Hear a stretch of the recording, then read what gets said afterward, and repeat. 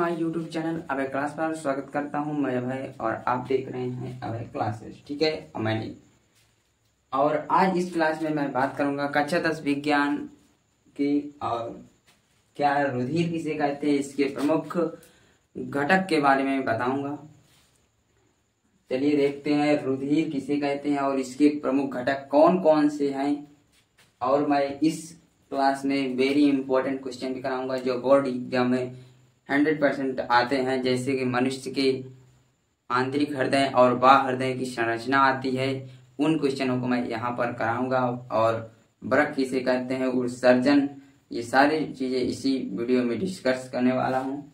तो वीडियो को स्किप न करते हुए वीडियो को स्टार्ट करते हैं। चलिए देखिए क्या कि रुधिर किसे कहते हैं, इसके प्रमुख घटक लिखिए बच्चों। ठीक है, अब उत्तर है रुधिर। इंग्लिश में क्या बोलते हैं बच्चों, ब्लड बोलते हैं। ठीक है, ब्लड बोलते हैं।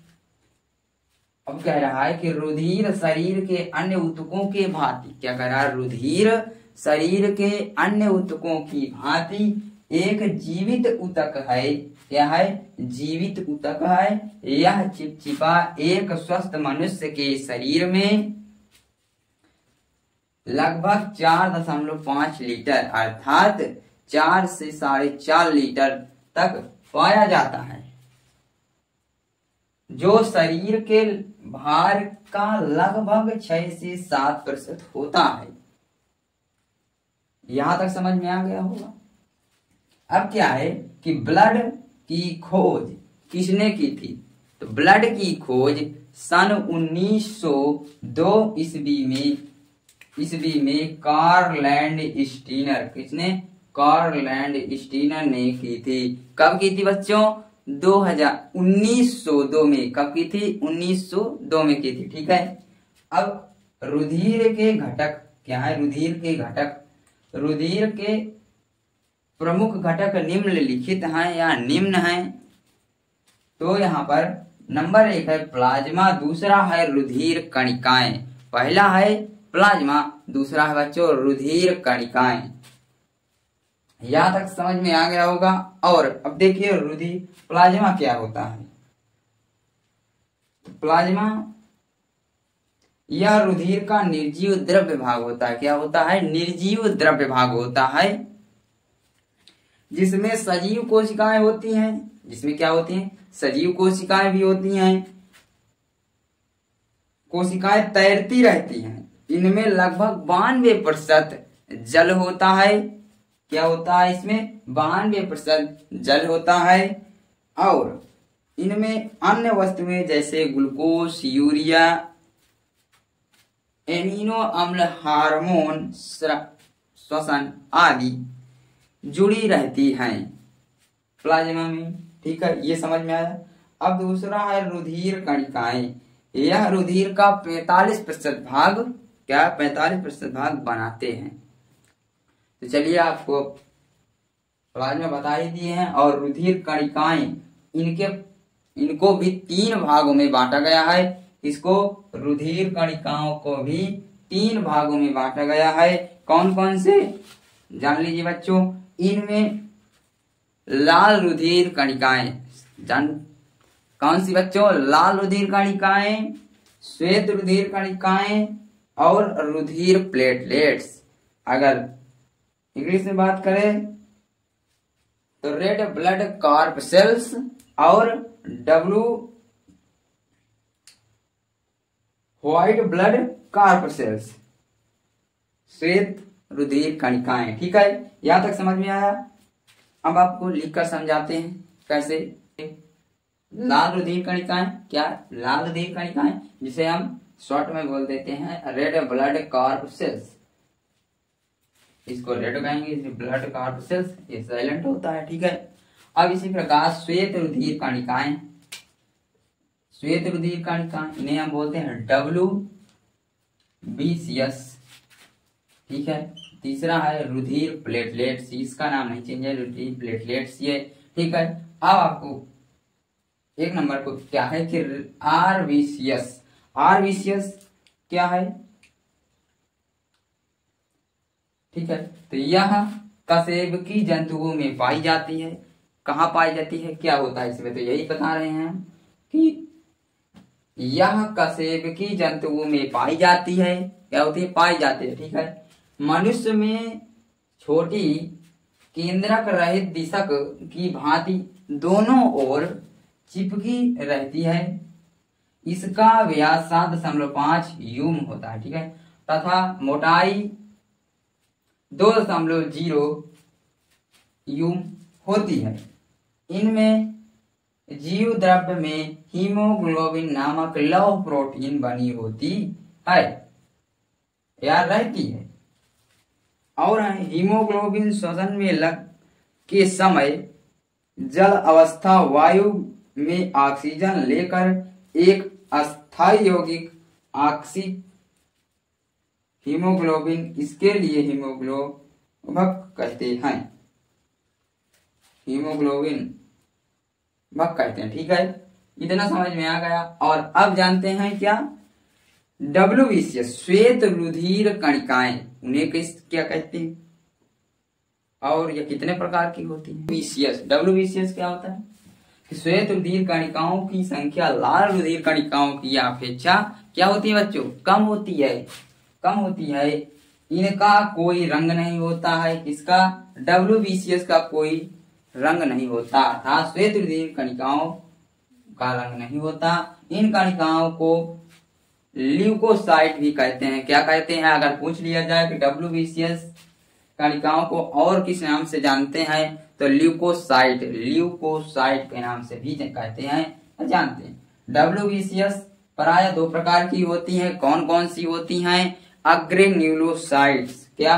अग्रेन्यूलोसाइट्स और ग्रेन्यूलोसाइट्स। अग्रेन्यूलोसाइट और ग्रेन्यूलोसाइट होती हैं। ठीक है। इसके बाद अब रुधिर प्लेटलेट्स क्या है? अब देखिए रुधिर प्लेटलेट्स। अब क्या है? रुधिर प्लेटलेट्स ये केवल स्तनधारियों के रुधिर में पाई जाती है। ये अति सूक्ष्म 2, यहाँ पर बच्चों का 2 माइक्रोन 4 माइक्रोन, जो हमने अभी आपको एक चिन्ह बताया यूम का, वो गलत। ये होता है मोइकोन का चिन्ह। ठीक है। आप सॉरी। ठीक है। संकुचनशील तथा केंद्र रहित होती है। ठीक है। क्या होती है? ठीक है। ये घाव के स्थान पर रुधिर को जमा करके थक्का बनाती है। क्या करती है? थक्का बनाती है। ठीक है। ये समझ में आ गया होगा।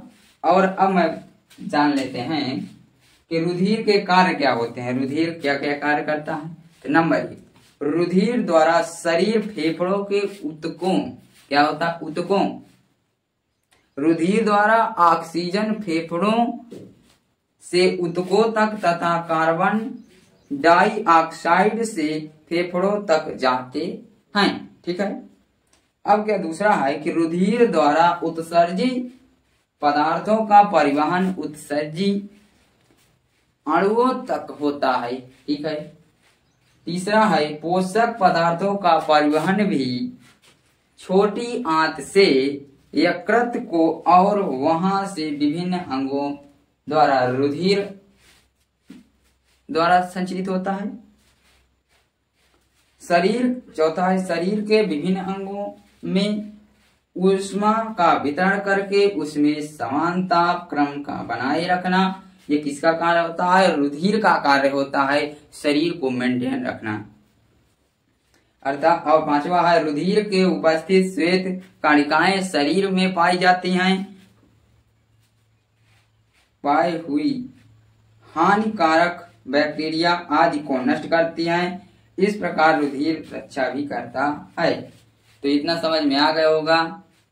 मिलते हैं नेक्स्ट वीडियो में बच्चों।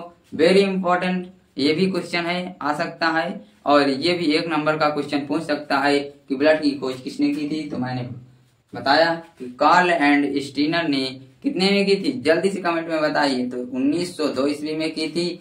और रुधिर आपको बता रहा था कि ब्लड ग्रुप के बारे में, कि ब्लड सभी कुछ बता दिया हो रुधिर के बारे में। और अब आप लोग सोच रहे होंगे सर आप ये नहीं बताए हैं कि सर्वदाता और सर्वग्राही ये क्वेश्चन पूछ सकता है, इसलिए मैं बता रहा हूँ। ठीक है।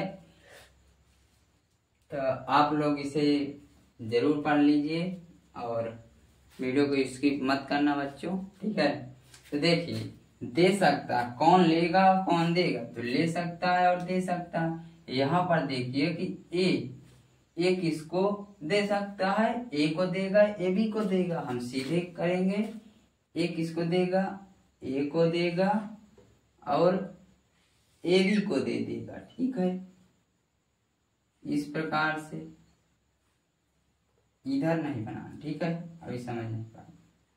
ये किसको देगा, ए दे सकता है ए को और ए बी को, और बी दे सकता है बी और ए बी को। ये किसको देगा, बी को दे देगा और किसको दे देगा, ए बी को दे देगा। इस प्रकार से, ठीक है, समझ में आ रहा होगा। और क्या करना है हमको, अब यहाँ देखना है ए बी किसको दे रहा है, ए बी कह रहा है। जब देने की बात आती है, लेने की बात नहीं, देने की बात, तो वहां दे ए बी को देगा, ए बी को ही देता है, ठीक है। ए बी को देगा। ओ किसको देगा, वो तो सर्वदाता है, वो तो सभी को देगा कि नहीं देगा, देगा, ठीक है। देने की बात है तो सभी को देगा, ए को भी देगा, बी को भी देगा, ए बी को भी देगा और ओ को भी देगा, ठीक है। जब इसको देने की बात आती है, अब कौन कौन ले सकता है इनसे, ए ग्रुप वाले किससे ले सकता है, बी किससे ले सकता है। अब देखिए, इसको स्क्रीनशॉट ले लीजिए बच्चों, इसी में मैं बता दूंगा आपको कौन अब लेगा। अभी तो देने की बात चल रही, अब ये किससे ले सकते हैं, तो ले, अब ये दे दिया और ये लेगा, तो वही तो हुआ, ठीक है। यहां तक समझ में आया होगा। और अब ले सकता, लेगा, ए ओ का लेगा और ए का लेगा, इसका लेगा, ओ का लेगा और ए का लेगा, बी किसका, ओ का भी लेगा, बी का भी लेगा, और ए बी जो है वो ए बी का लेगी, ए का लेगा, बी का, ए बी का और ओ का, ठीक है, और ओ का ही लेगा। तो इतना समझ में आ गया होगा। मिलते हैं नेक्स्ट वीडियो में।